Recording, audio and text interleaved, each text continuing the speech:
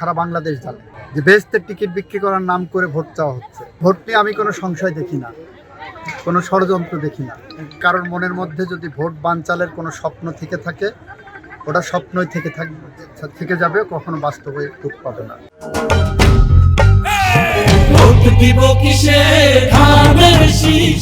সুতরাং জাতীয়ভাবে ভোট নিয়ে আমি কোনো সংকটের সংশয়ের আশঙ্কাই নাই।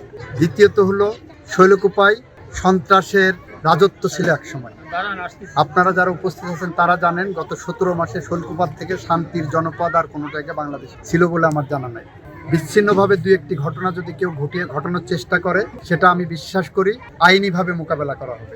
সেখানে আমাদের নেতাকর্মীদেরকে ধৈর্য ধারণ করতে বলছি। কেউ অশান্তভাবে তার প্রতিবাদ করবে না, এটা আমাদের নির্দেশনা। তৃতীয়ত হলো, আপনারা যারা বলছেন, আপনারাও জানেন, সারা বাংলাদেশ জানে যে বেহেশতের টিকিট বিক্রি করার নাম করে ভোট চাওয়া হচ্ছে। বাড়ি বাড়ি যে মহিলারা যাচ্ছেন, যাওয়ার পরে তালিম দেওয়ার চেষ্টা করছেন, কোরআন শরীফ একটা বের করে বলছেন দাঁড়িপাল্লায় ভোট দিলে বেহেশতের টিকিট পাওয়া যাবে।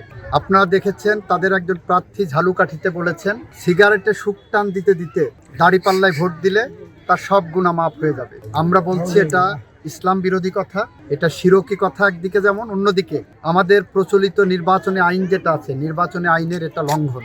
কারণ নির্বাচনী আইনে বলা হয়েছে, ধর্মকে অপব্যাখ্যা করে কেউ যদি নির্বাচনে ভোট চায়, সেটা হলো নির্বাচনের আচরণবিধি লঙ্ঘন। আমরা তার বিরুদ্ধেও কথা বলছি। আমাদের বার্তা খুব সুস্পষ্ট।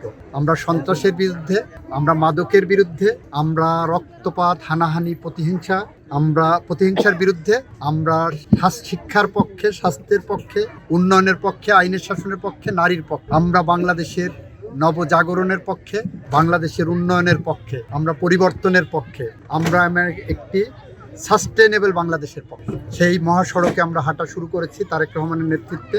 আমরা তারেক রহমানের একজন ভ্যানগার্ড।